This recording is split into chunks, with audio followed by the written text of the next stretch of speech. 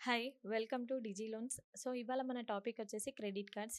So, credit cards గురించి మన ముందు టాపిక్ షేర్ చేసుకోవడానికి జాయ్సీ గారు మన ముందున్నారు. సో, యాక్చువల్‌గా క్రెడిట్ కార్డ్ అనేది ఏంటి? దాన్ని ఎలా వాడాలి? ఒకసారి మేడంని అడిగి తెలుసుకుందాం. హాయ్ జాయ్సీ గారు. హాయ్ స్వప్న గారు. సో, ఇవాళ మన టాపిక్ వచ్చేసి క్రెడిట్ కార్డ్స్ గురించి. నార్మల్‌గా అది ఏంటంటే చాలామంది రెగ్యులర్‌గా యూజ్ చేస్తుంటారు. సో, దానివల్ల మనకి ఎలాంటి యూజెస్ ఉంటాయి? ఒకసారి దాని గురించి మాకు క్లియర్‌గా ఎక్స్‌ప్లెయిన్ చేయరా? సో, యాక్చువల్‌గా క్రెడిట్ కార్డ్ అనేది మనకి రెగ్యులర్ లైఫ్‌లో ఇప్పుడున్న జనరేషన్‌లో చాలా మోస్ట్‌గా యూజ్ చేస్తున్నారనమాట. సో, దీన్ని మెయిన్‌గా దేనికి యూజ్ చేస్తారంటే ఎమర్జెన్సీ టైంలోని, గ్రోసరీస్ పర్చేస్ చేయడం, షాపింగ్‌లోని ఎక్సెట్రా పర్సనల్ యూజెస్ ఇలాంటి వాటిల్లో అనేది యూజ్ చేస్తారనమాట. సో, ఇప్పుడున్న జనరేషన్‌లో మినిమమ్‌గా ఒక పర్సన్‌కి 2-3 ఆర్ 5 క్రెడిట్ కార్డ్స్ అనేది మ్యాండేటరీ ఉంటుంది. సో, దీనివల్ల ఏందంటే ఉన్న లిమిట్‌లోని వాళ్ళకి ఏమైనా ఎమర్జెన్సీ ఉన్నప్పుడు యూజ్ చేసుకోవడానికి పాసిబిలిటీ ఉంటుందనమాట. సో, యాక్చువల్‌గా ఈ క్రెడిట్ కార్డ్స్ క్యాష్ విత్‌డ్రా అని విన్నాను. సో, యాక్చువల్‌గా ఏంటి మ్యామ్ అది? సో, ఈ క్రెడిట్ కార్డ్ క్యాష్ విత్‌డ్రా అనేది ఏంటిదంటే, వీళ్ళేం చేస్తున్నారంటే యాప్స్ త్రూ గానీ, అదర్ సైట్స్ ద్వారా గానీ, క్యాష్‌గా కన్వర్ట్ చేసుకొని, దాన్ని యూజ్ చేసుకుంటున్నారనమాట విత్ హై ఇంట్రెస్ట్.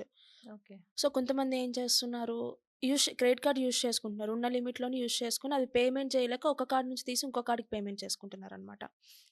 సో, దీన్ని మనం దానివల్ల ఏమైనా ప్రాబ్లమ్ అవుతదా మ్యామ్? దీన్ని మనం కార్డ్ అబ్యూజ్డ్ అని గూడా అనొచ్చు. ఓకే. కార్డ్ అబ్యూజ్డ్ అనొచ్చు. అండ్ ఈ క్యాష్ విత్‌డ్రా అనేది ఇప్పుడున్న దాంట్లో చాలా ఎక్కువగా అయిపోతుంది. ఓకే. సో, ఇప్పుడు ప్రెజెంట్‌గా క్రెడిట్ కార్డ్స్ యూజ్ చేస్తారు గదా!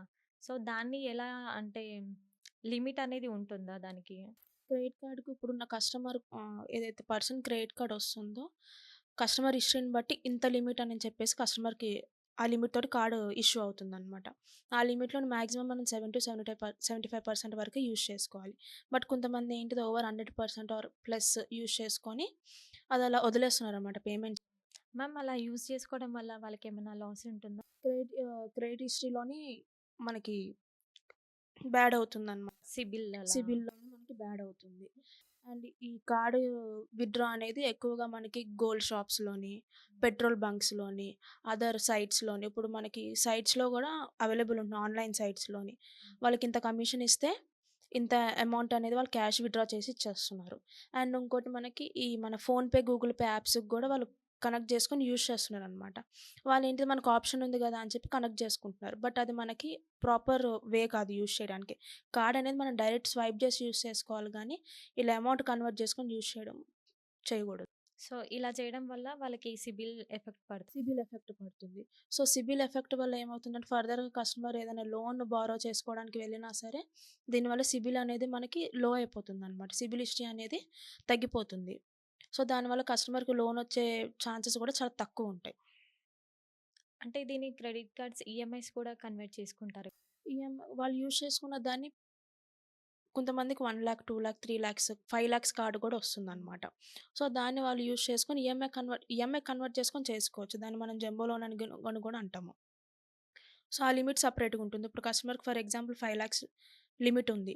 ఆ లిమిట్‌లోనే 2,00,000 యూజ్ చేసుకొని అది ఈఎంఐ కన్వర్ట్ అయిపోయింది. సో, కస్టమర్‌కి అవైలబుల్ లిమిట్ ఎంత 3,00,000. ఆ 3,00,000లోనే యూజ్ చేసుకోవడానికి ఉంటుంది. సో, ఆ ఈఎంఐ కూడా మనకి 6 మంత్స్, 12 మంత్స్ ఆ విధంగా ఉంటుంది. సో, ఇప్పుడు కస్టమర్స్ క్యాష్ విత్‌డ్రా చేసుకుంటారు గదా! కార్డ్స్ నుంచి. హ్మ్. సో, అది మనం దానివల్ల కస్టమర్‌కి ఇంకా ఎక్కువ ఇంట్రెస్ట్ ఏమన్నా పే చేయాల్సి ఉంటుందా? వాళ్ళకిప్పుడు చెప్పాను కదా! గోల్డ్ షాప్స్‌లో, పెట్రోల్ బంక్స్‌లో ఇంతింత అమౌంట్ వాళ్ళు తీసుకుంటారు. లైక్ 50,000, అది 70 సిబిల్‌లో ఎఫెక్ట్ అవుతుందా? సిబిల్ ఎఫెక్ట్ అవుతుంది. ఇప్పుడు కస్టమర్ మనం క్రెడిట్ కార్డ్ అంటే స్టేట్‌మెంట్‌లో రిఫ్లెక్ట్ అవుతుందా ఇలా ఉంది అని రిఫ్లెక్ట్ చెప్పేసి? అవుతుంది.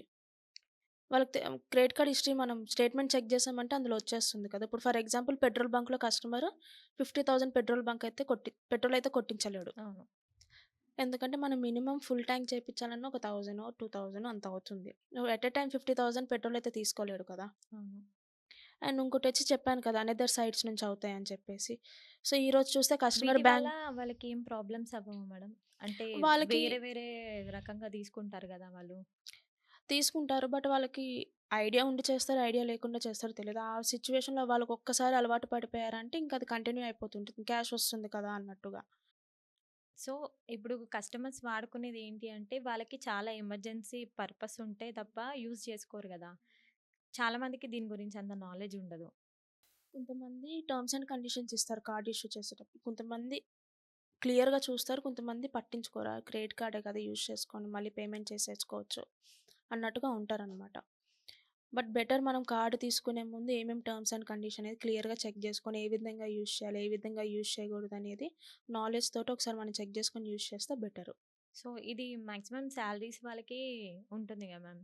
అంటే సాలరీ జాబ్ చే జాబ్ పర్పస్ వాళ్ళకుంటుంది. అండ్ అకౌంట్ రెగ్యులర్‌గా మనకి ట్రాన్సాక్షన్స్ అవుతూ ఉంటాయి కదా! బిజినెస్ చేసే వాళ్ళకి కానీ ట్రాన్సాక్షన్స్ అనేది వాళ్ళకి హైగా ఉండడం గానీ, లేకపోతే ఏదైనా ఆఫర్స్ ఉన్నా గానీ వాళ్ళకి కార్డ్ అనేది ఇష్యూ అవుతుందనమాట.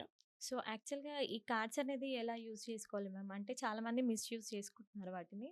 సో, వాటి వల్ల వాళ్ళకి చాలా నష్టమే ఉంటుంది గానీ, దానివల్ల ఏముండదు. సో, దాని గురించి కొంచెం ఎక్స్‌ప్లెయిన్ చేస్తారా? సో, క్రెడిట్ కార్డ్ అనేది మనం డైరెక్ట్ స్వైప్ చేసుకోవడం బెటర్ అనమాట. షాపింగ్స్‌కి గానీ, గ్రాసరీస్‌కి గానీ, మెడికల్ ఎమర్జెన్సీస్‌కి గానీ, లైక్ ఆన్‌లైన్ షాపింగ్స్‌కి గానీ చేసుకొని డైరెక్ట్ యూజ్ చేసుకుంటే బెటరు. అంటే మిస్‌యూజ్ చేసుకుంటున్నారు గదా! అది చేసుకోకుండా కస్టమర్స్‌కి ఫ్యూచర్‌లో లోన్స్ అనేది గూడా ప్రాబ్లమ్ అవుతుందన్నారు గదా! సో, దాని వల్ల వాళ్ళకి సిబిల్ గూడా కనిపిస్తుంది. సిబిల్‌లో రిఫ్లెక్ట్ అవుతుంది. సో, అలా కాకుండా అంటే మిస్‌యూజ్ కాకుండా నార్మల్‌గా కస్టమర్ అనేది దాన్ని ఎలా యూజ్ జేసుకోవాలి ఒకసారి చెప్పరా? బిల్ పేమెంట్ అనేది కస్టమర్‌కి around 30 days or 25 days bill date వస్తుందనమాట. స్టేట్మెంట్ జనరేషన్ డేట్ నుంచి 5 ఆర్ 4 డేస్‌కి బిల్ పేమెంట్ డేట్ అనేది ఇస్తారనమాట. సో, ప్రీవియస్ మంత్ ఏదైతే అమౌంట్ మనము యూజ్ చేసుకున్నామో, వాళ్ళు ఏదైతే ఫర్ ఎగ్జాంపుల్ సిమ్ స్టేట్మెంట్ జనరేషన్ డేట్ 4థ్ ఉంది. Bill payment date ninth or 10థ్‌కి ఇస్తారు. సో, ఆ లోపల కస్టమర్ అమౌంట్ అనేది పేమెంట్ చేసుకోవాలి. లేదు అంటే దానికి ఇంట్రెస్ట్ పడుతుందనమాట. సో, కొంతమంది ఏం చేస్తారు, మర్చిపోవడమో, లేకపోతే సరే తర్వాత పే చేసుకుందాము, చార్జెస్ ఏం పడదుగా అన్నట్టుగా అంటే నాలెడ్జ్ లేకుండా వదిలేస్తారనమాట. సో, దానికి బెటర్ మనం ఆటో డెబిట్ ఆప్షన్ ఉంటుంది క్రెడిట్ కార్డ్. Auto payment. మన బ్యాంక్‌కి కనెక్ట్ చేసుకుంటే ఆటో పేమెంట్ అయిపోతుంది అకౌంట్ నుంచి. సో, అది ఎనేబుల్ చేసుకోవడం మంచిది. సో, ఆ బిల్ డేట్ వరకి కస్టమర్ అకౌంట్‌లో ఫండ్స్ అయితే ఉండాలి కంపల్సరీ. ఫండ్స్ ఉండాలి. ఆ! సో, ఈ క్రెడిట్ కార్డ్స్ వల్ల చాలా బెనిఫిట్స్ ఉన్నాయి. హ్మ్. సో, అలాగే దాన్ని వాడేదాన్ని బట్టి గూడా ప్రాఫిట్ అలానే ఉంది. అండ్ లాస్ కూడా అలానే ఉంది. సో, దీన్ని మనం ఎలా యూజ్ చేసుకుంటే మనకి బెనిఫిట్స్ ఉంటాయి ఒకసారి చెప్పండి? సో, కొంతమందికేందంటే ఆఫర్ ఉందని చెప్పి కాల్స్ చేస్తా ఉంటారు. వాళ్ళేంటి సరే కార్డొస్తుంది కదా! అని చెప్పి అన్నట్టుగా తీసేసుకుంటారు. ఎన్ని కార్డ్స్ వస్తే అన్ని కార్డ్స్. అవును. బట్ వాళ్ళకి అంత పేమెంట్ చేసే యూజ్ చేయడం తెలీదు గదా! యూజ్ చేసే నాలెడ్జ్ ఉండదు. అంత పేమెంట్ చేయగలుగుతామా లేదా అని గూడా వాళ్ళకి లేకుండా ఒక కొంతమందికి 10-15 కార్డ్స్ గూడా ఉంటాయి. 5-10 కార్డ్స్ గూడా ఉంటాయి. సో, అలాంటి సిట్యుయేషన్‌లో వాళ్ళు ఒక కార్డ్ నుంచి స్వైప్ జేసి ఇంకో కార్డ్‌కి పేమెంట్ చేయడము అలా జరుగుతుంది. సో, బెటర్ మనం ఒక కార్డ్ తీసుకునే ముందు ఓకే. దీనికి ఇంత లిమిట్ ఉంది. ఆల్రెడీ నాకు ఇంత లిమిట్ కార్డ్ ఉంది. సో, నేను ఇంత లిమిట్ కార్డ్ తీసుకుంటే నేను మళ్ళీ దాన్ని రీపేమెంట్ చేయగలుగుతానా లేదా అన్న థాట్ తోటి చెక్ చేసుకొని తీసుకోవడం బెటర్. ఆఫర్ ఉంది కదా! అని చెప్పేసి తీసుకుంటూ పోతే తర్వాత మన సిబిల్‌కే ఇష్యూ అవుతుంది. సిబిల్ హిస్టరీకి. సో, మ్యామ్ ఇది క్రెడిట్ కార్డ్స్ అంటే నార్మల్‌గా సాఫ్ట్‌గా అంటే ఎలా వాడుకోవాలి? సాఫ్ట్‌గా ఎలా వాడుకోవాలంటే క్రెడిట్ కార్డ్ బిల్డెడ్ డ్యూట్ ఎప్పుడుందో ముందుగానే చెక్ చేసుకొని పేమెంట్ చేసుకోవడం బెటరు. అండ్ ఇందాక చెప్పినట్టుగా రిపీటెడ్‌గా క్రెడిట్ కార్డ్స్ తీసుకోవడం కూడా మానుకోవాలనమాట. సో, దానివల్ల మనం పేమెంట్ చేయలేక సిబిల్ పడిపోయి లోన్స్ తీసుకోవడానికి ప్రాబ్లమ్ అవుతుంది. మళ్ళీ దానివల్ల కాల్స్ ఒస్తాయి. కాల్స్. అండ్ ఈ క్రెడిట్ కార్డ్స్ పైన గూడా మనకి ఫ్రాడ్ కాల్స్ కూడా చాలా వచ్చి ఇష్యూస్ అవుతాయి. ఇప్పుడు క్యాష్ విత్‌డ్రాస్ చేస్తున్నారు కదా! వాళ్ళకేందంటే అది అలవాటయిపోతుంది. అలవాటైపోయి ఏదైనా కాల్ రాగానే ఓకే. నాకిప్పుడు అమౌంట్ ఎమర్జెన్సీ ఉంది. ఇంత పే చేసుకుంటే నాకు అకౌంట్‌లో క్రెడిట్ అయిపోతుంది కదా! అని డీటెయిల్స్ చెప్పేస్తారు. బట్ అక్కడ ఏమవుతుంది? ఆ లిమిట్‌లోని అవైలబుల్ లిమిట్‌లో ఎంతైతే అమౌంట్ ఉందో అది వాళ్ళు తీసేసుకుంటారనమాట. నెక్స్ట్‌కొచ్చేసరికి కస్టమర్ పే చేయాల్సొస్తుంది. సో, బెటర్ ఏదైనా కాల్ వచ్చేటప్పుడు గానీ, థర్డ్ పార్టీస్ నుంచి గానీ, ఈ ఈ ఆహ్, థర్డ్ పార్టీ నుంచి గానీ, ఇలాంటి petrol bunk, gold shops, apps through గానీ క్యాష్ విత్‌డ్రా చేయడం మానేయాలి. మానేసి మనకేదైతే క్రెడిట్ కార్డ్ చేసుకోవడానికి బెనిఫిట్స్ ఇచ్చారో, దాని త్రూనే మనం యూజ్ చేసుకుంటే, మన సిబిల్ స్కోర్ కానివ్వండి, ఫర్దర్‌గా మనం ఏదైనా లోన్ బారో చేయాలనుకున్నా గానీ, మనకి మంచి బెనిఫిట్స్ ఉంటాయన్నమాట. సో, దీనివల్ల కస్టమర్‌కి ఫ్యూచర్‌లో గూడా సిబిల్ అనేది మంచిగుంటుంది గదా! సిబిల్ అనేది మంచిగుంటుంది. ఓకే. అండ్ బెటర్ ఎక్కువ కార్డ్స్ యూజ్ చేయకుండా ఉండడం గూడా మంచిది.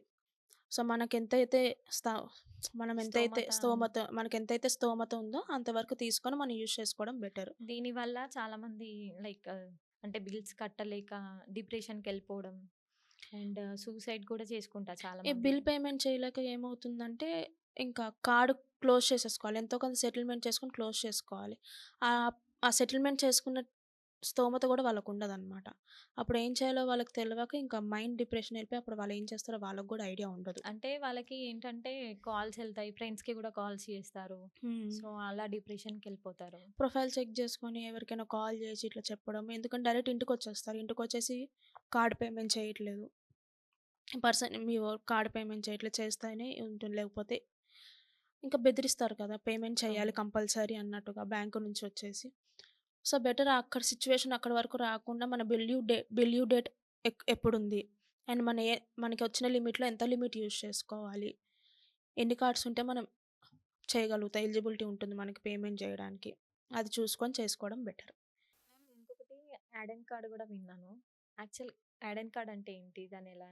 గార్డెన్ కార్డ్ అంటే ఇప్పుడు ఒక సాలరీడ్ పర్సన్ ఉన్నారు ఇంట్లోని. హ్మ్. ఆ సాలరీడ్ పర్సన్ గాని అంటే సాలరీ ఎంత ఉండాలి అనేదేమన్నా కాన్సెప్ట్? ఏముండదు. సో, ఆహ్, ఆ పర్సన్‌కి ఒక ఫర్ ఎగ్జాంపుల్ 3,00,000 కార్డ్ లిమిట్ వచ్చింది. సో, దానికి ఆఫర్స్ మీద యాడ్ ఆన్ కార్డ్ అంటే ఉన్న ఫ్యామిలీ మెంబర్స్‌లోని లైక్ స్పౌస్ గాని, మదర్ గాని, బ్రదర్ గాని వీళ్ళకి ఇంకో కార్డ్ ఆ కార్డ్ త్రూనే ఇంకో కార్డ్ ఇచ్చే ఆ లిమిట్ తోటి ఇంకోటి యాడ్ ఆన్ కార్డ్ ఇచ్చే ఛాన్సెస్ ఉంటాయన్నమాట. సో, ఈ యాడ్ ఆన్ కార్డ్ అనేది ఏమవుతుంది టోటల్ అక్కడ 3,00,000 ఇక్కడ 3,00,000 బట్ ఇప్పుడు మనం ఏదైతే యూజ్ చేస్తామో అంటే ఓవరాల్‌గా 6,00,000 ఉంటుందా? లేకపోతే ఓన్లీ 3,00,000? 3,00,000కే చూపిస్తుంది. అంటే కార్డ్స్ మాత్రం 2 ఉంటాయి. కార్డ్స్ మాత్రం 2 ఉంటాయి. సో, దీన్ని మనం ఈ 3,00,000లో మనం ఎంత యూజ్ చేసుకున్న ఇప్పుడు సెకండ్ కార్డ్ ఏదైతే ఉందో, ఇప్పుడు ఫర్ ఎగ్జాంపుల్ ఒక పర్సన్ ఒక ఒక పర్సన్ కార్డొచ్చింది. వాళ్ళ స్పౌస్‌కి వైఫ్ గాని, హస్బెండ్ గాని ఇంకో కార్డొచ్చింది. సో, కార్డ్ హోల్డర్ ఎవరైతే ఉన్నారో సెకండ్ కార్డ్ నుంచి యూజ్ చేసినా సరే అది మనకు ప్రైమరీ కార్డ్‌కే బిల్ అనేది జనరేట్ అవుతుందనమాట. ఓకే. జనరేట్ అయ్యి ఆ కార్డ్‌కి ఔట్‌స్టాండింగ్ అనేది రిఫ్లెక్ట్ అవుతుంది. సో, ఇది నార్మల్ కార్డ్ లాగానే ఉంటుందా మ్యామ్? నార్మల్ కార్డ్ లాగానే ఉంటుంది. స్టేట్‌మెంట్ కూడా సింగిల్ స్టేట్‌మెంట్ అనేది జనరేట్ అవుతుంది. ఓకే. జస్ట్ కార్డ్స్ మాత్రమే కార్డ్ మాత్రం 2 డబుల్ కార్డ్స్ ఉంటాయి. యాడ్ ఆన్ కార్డ్స్ అనేది ఇస్తారు. ఓకే. సింగిల్ స్టేట్‌మెంట్ జనరేట్ అయ్యి దాంట్లోనే బిల్లింగ్ డేట్ గాని, డ్యూ డేట్స్ గాని అందులోనే రిఫ్లెక్ట్ అవుతాయన్నమాట. అండ్ మళ్ళీ మనకి నార్మల్‌గా యాప్స్‌లలో చూసుకుంటే ఏదైనా అమెజాన్ అలాంటి దాంట్లలో చూసుకుంటే మనకి క్రెడిట్ కార్డ్స్ కూడా చాలా ఆఫర్స్ ఇస్తారు. బట్ అది నిజమేనా madam?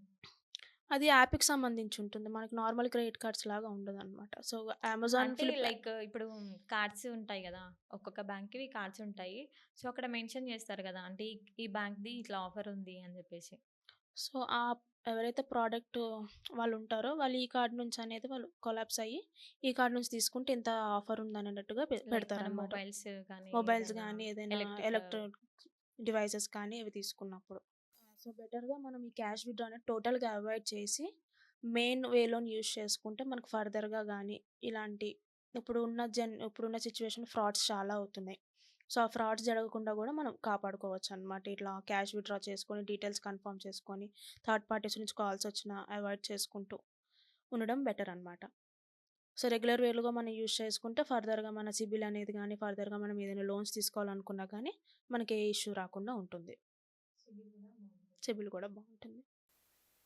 Okay ma'am. Thank you for valuable information. Thank you ma'am. So, ఇదండి ఇవాళ టాపిక్.